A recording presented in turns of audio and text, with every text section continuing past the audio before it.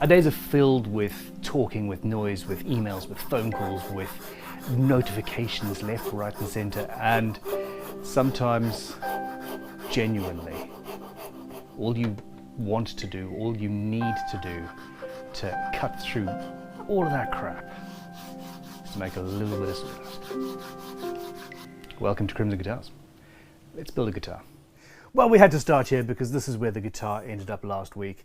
I am continuously surprised by how perfect the fit was when it went in and how much it's shrunk and where and weirdly once it's dried. So obviously we're adding glue, and the glue is creating a little bit of moisture, which is potentially moving things, expanding things, but there's no movement in there. The whole time I was doing this, carving, I was listening to it and going, oh my gosh, I'm going to sound right through because I can hear that whisper. So what that says to me, that whispering says there's a cavity, there's a hole, and there is. What confused me is that I'm not hearing it over here, and that's because there's glue in these two. I need to sort out this neck. So I'm now going to be finalizing a Les Paul style neck pocket. I'm in the process of sorting my workshop out. The studio is going to be fantastic, but I also want to finish this guitar because, hey, the prize draw listing competition thing's ending now, basically. Now the plan is we remove a small segment of wood from the body, 2 small segments of wood from the neck, leaving an internal lip here where it fits over the end of the body. From the side of the body you'll still have all of this and you'll still see all of that. You won't have an ugly fender style bit where you see the wood, and that's the point. Let's cut some wood away, shall we? Okay, so the other thing is that this end is not quite right, so I'm just going to plane this flat, keeping the correct angle. Yeah, keeping the correct angle.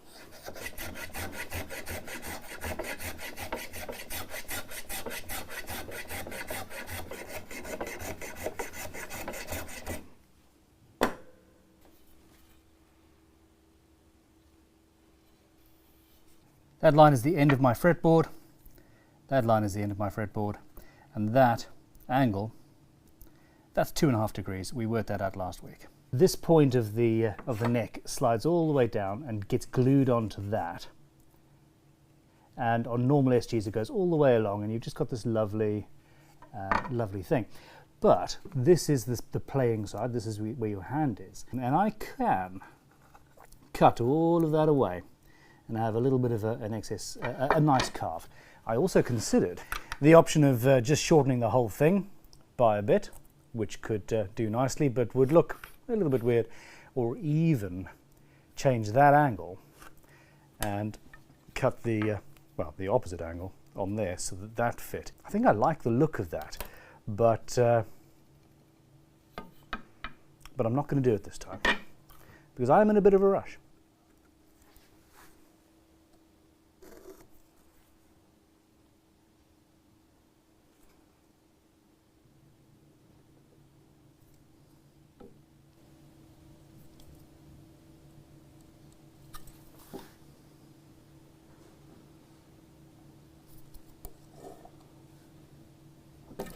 So that's the physical measurements, but also, let's see, I think that's centered. It lines up with my lines there, lines up with that line there. Does it actually line up with the center line?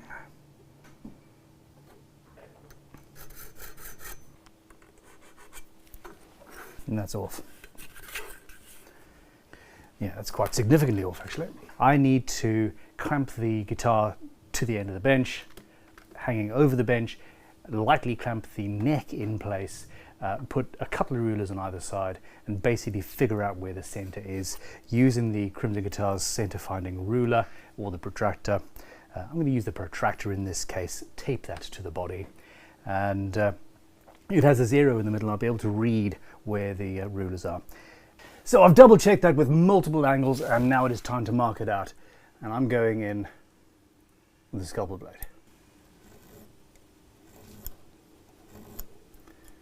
This is a relatively complex joint, And funnily enough, I think it's only the second time I've ever had to do this. And the first time was from scratch.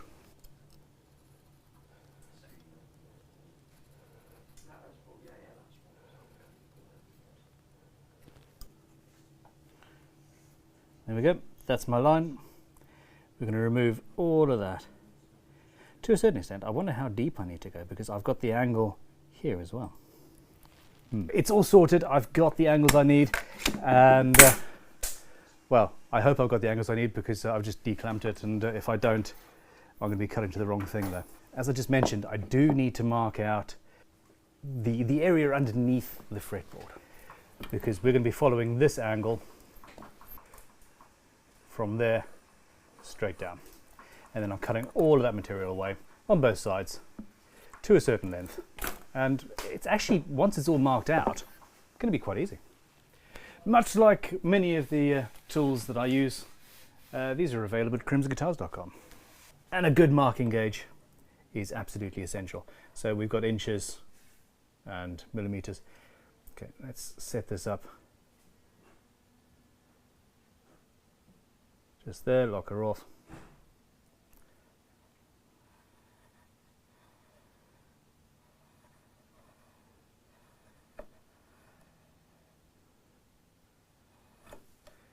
And move over to the other side.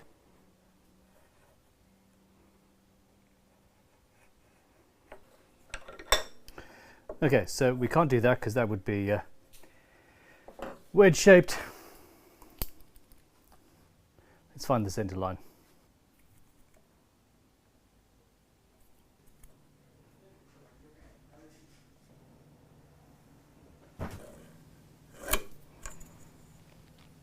That works.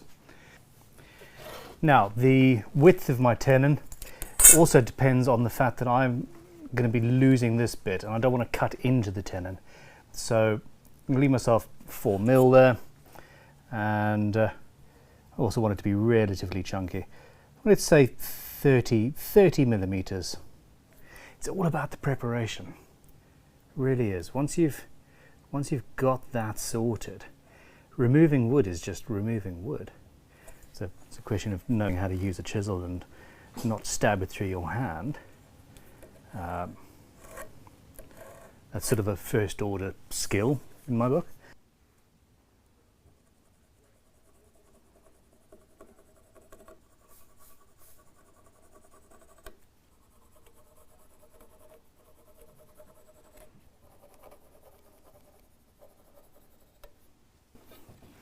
Now this is where you'll see that if we had made this before gluing the fretboard on, it would have been better, or at least easier to manufacture. I did a video recently calling Gibson out. I think they build their guitars wrong if they're saying that they are building them the way they used to build them. I genuinely think that the way the Gibson craftspeople of the past would have done this would have been to create this tenon, create this joint, and then glue the fretboard on. That's not what Gibson do today. Not that that's important in any way, shape or form, but link to the video in the description below. Let me know what you think. Let's remove some material. Finally.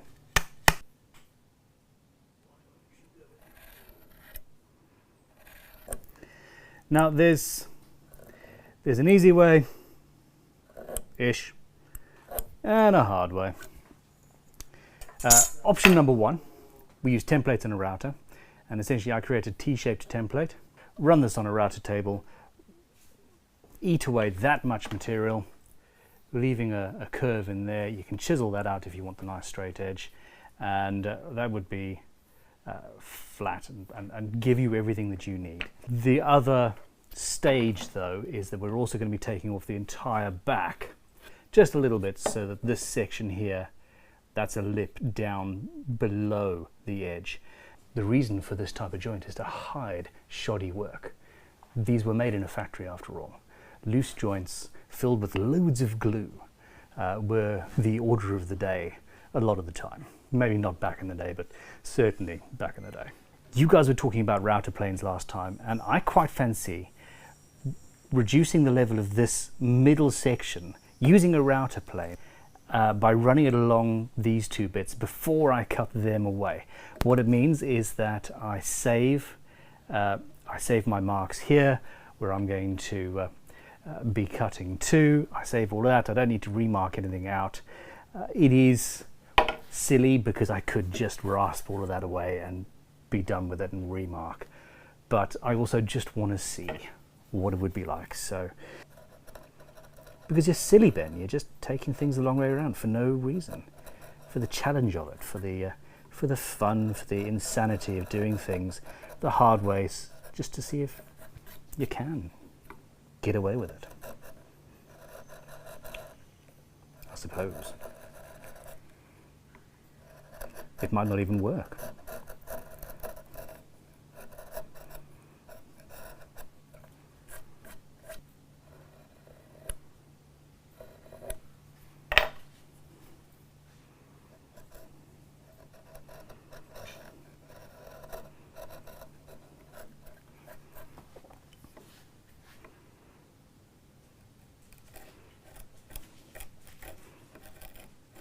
We've got that cross-grained nonsense.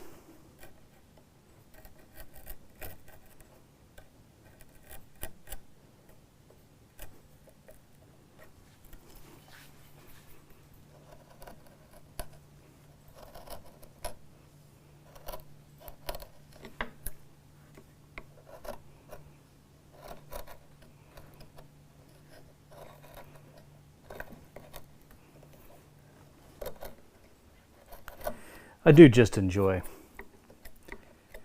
playing around with chisels. I suppose that's my excuse. Although it turns out that this channel has become a not how do you build a guitar channel, it is how to not build a guitar. Don't do what I do, watch me so you know the absolute silliest, most time-consuming methods to avoid. Oh, well, that's better. Just sharpen the chisel.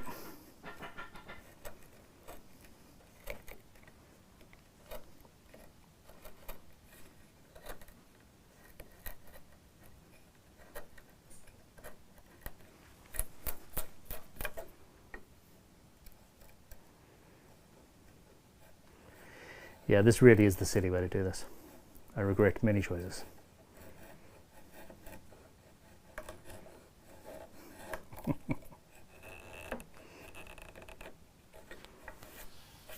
I hate router planes. I have never got on with router planes. I picked up one of these gorgeous mini Veritas router planes.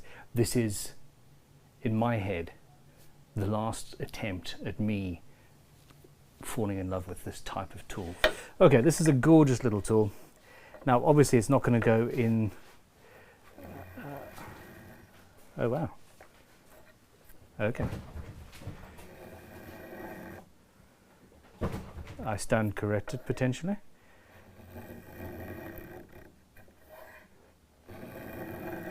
Maybe I've just always used rubbish router planes.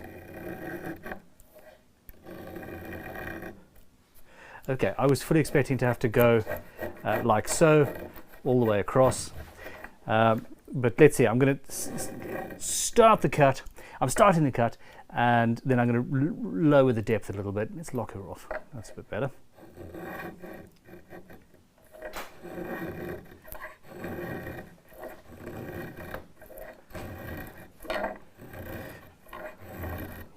Oh, our cross grain is in here, and that's causing trouble.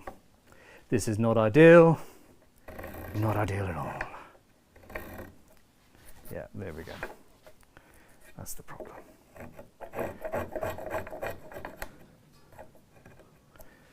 No.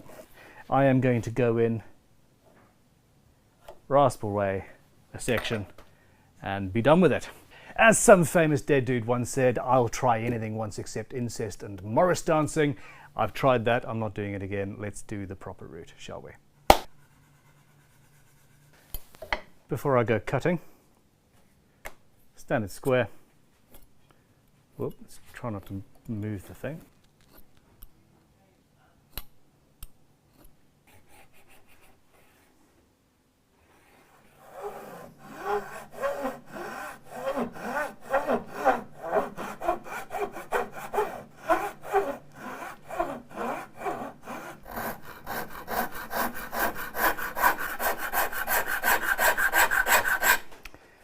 Now I'm doing this and staying away from this edge. That is now the edge.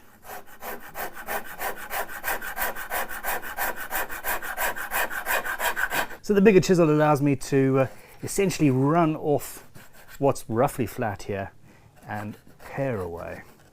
It's not quite sharp enough, but we're getting there. Pare away up to our safe edge, while also keeping it and making it flat. It's the same principle as hand planes, etc.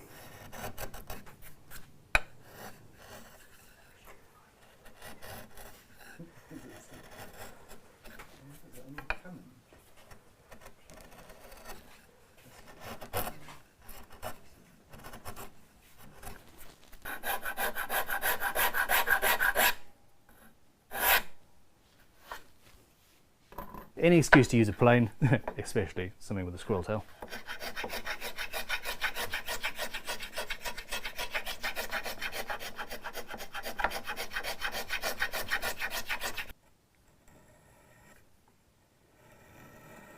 So you bevel down to your line, to your cut line, and then you plane, and when that disappears, you're at the line that you want to be at.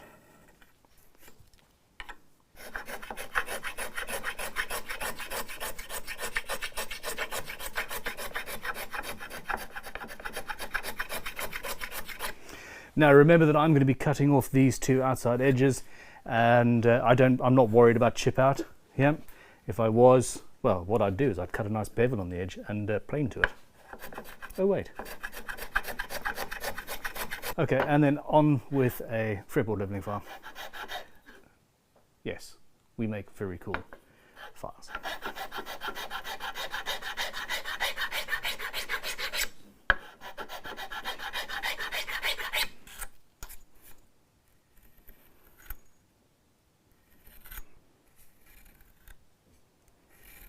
Okay, I'm just going to use a veneer saw to get in here because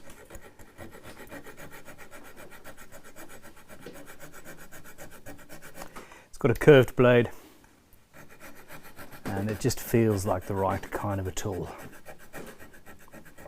And my studio is only half built, so I don't really know where all my other saws are.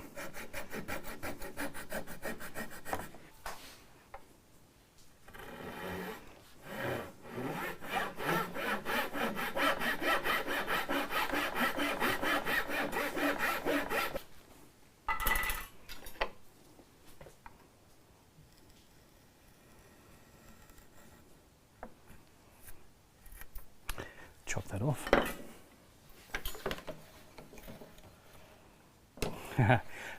Sort of chop that off.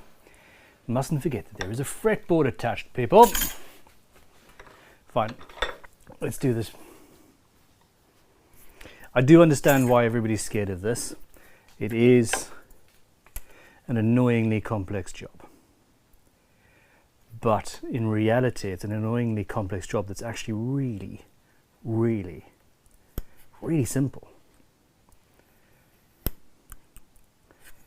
Japanese joinery. This is not.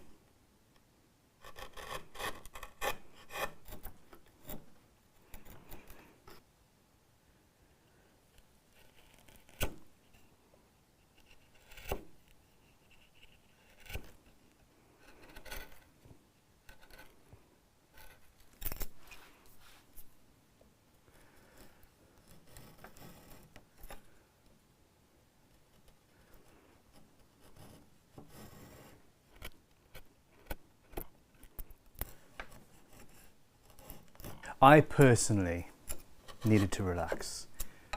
Doing that with the chisel, I am more relaxed than I was. The process of using hand tools for this sort of job just does it for me. I should have hulked it out with a router. Bish, bash, bosh. I'm going to have to go in and finish this, the rest of this side, which I'm not going to film, and then by hand, of course, cut the the bit in the body. Because hey, the competition ends tonight. Questions of keeping everything square and copacetic and at the correct angles and all that, and if it's marked out carefully, it's fairly straightforward. I'm going to have to take this out of the vise and use a small square or two to work it out, and maybe a little bit of filing and finagling, etc. But do you know what? As it goes, I'm pretty happy so far. Another half to do though. They've got to match up, don't they? This time around, I'm going to get rid of a little bit of the waste by using a power drill, and we'll go a little bit faster. Permanent marker, give me a depth stop, and from there, once I've actually done the drilling, it's going to be a fairly straightforward process.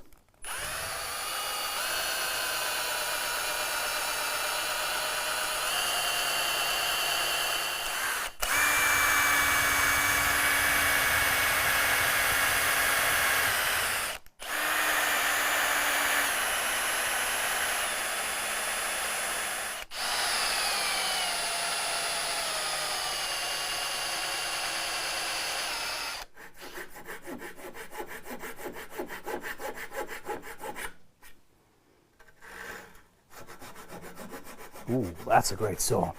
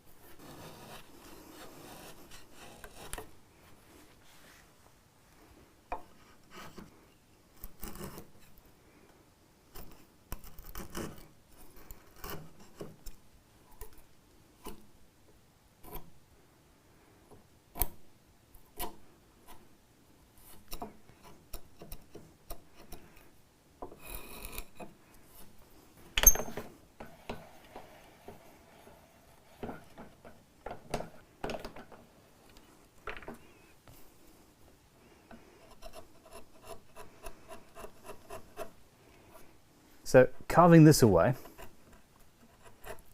I'm leaving enough of a lip there that it's all hidden, but I'm going to be able to see a much more attractive, well, feel a much more attractive thing going on.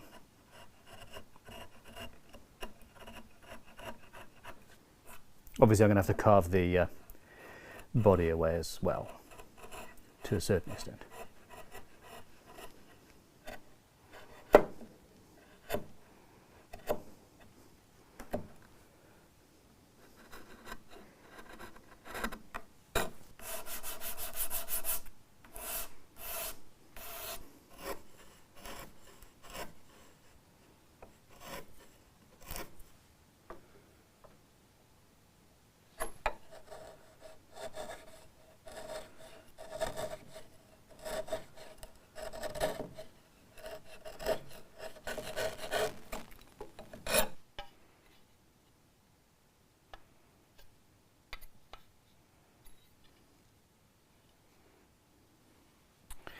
It feels like a complex joint, but it genuinely actually really isn't. I'm genuinely excited about this. It's been a long time since I've done this sort of a joint, and yeah, it's working out. So let's speed through cutting a slot in the body, because that's something that, you know, I should use a router for, and I could, and you can, you will.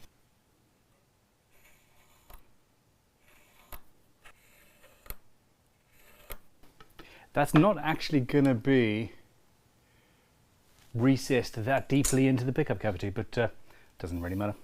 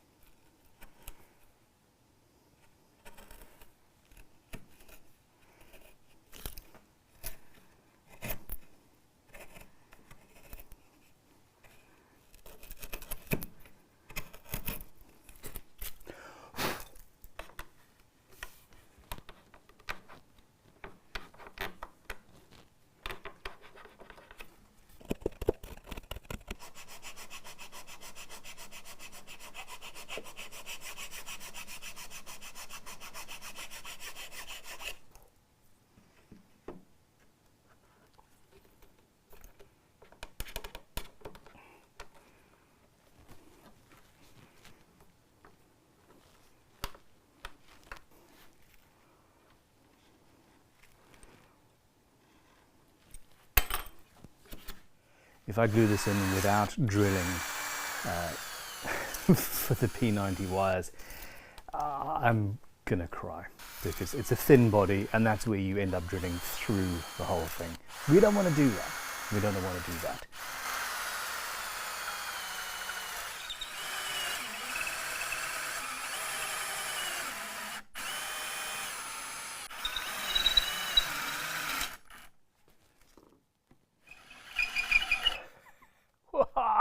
That was close. Right near the top. Quite scary.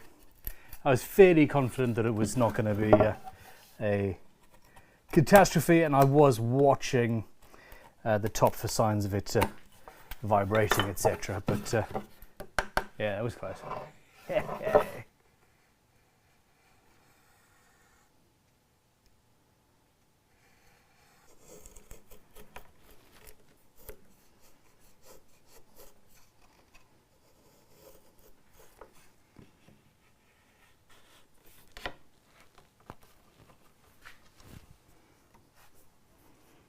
So we've still got that cap there.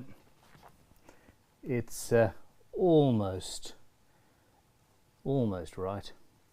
Need to go a little bit deeper on the end, but yeah, ease up on it, and you're sorted.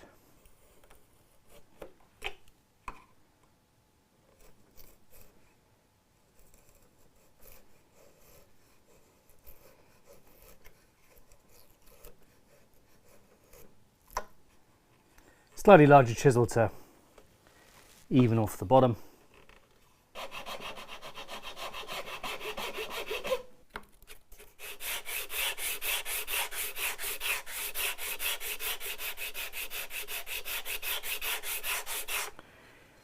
Lightly changing the angle on the neck, and it's still going down lower, and we're going to be, yeah, we're going to be there. Sorry, what I'm trying to prove here is that I missed the hand tool only build, and I'm going to finish it next week. I actually am. Anybody can build a guitar. And you don't have to have a million tools. You don't have to have all of the hand tools and the hand planes and a couple of planes, a couple of chisels, you know, a drill or two, and you can build a guitar. You don't have to have a router and the router templates and all of that nonsense.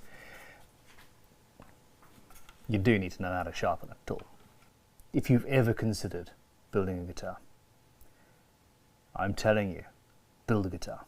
It is one of the most invigorating and amazing and awesome things that I have ever done in my life.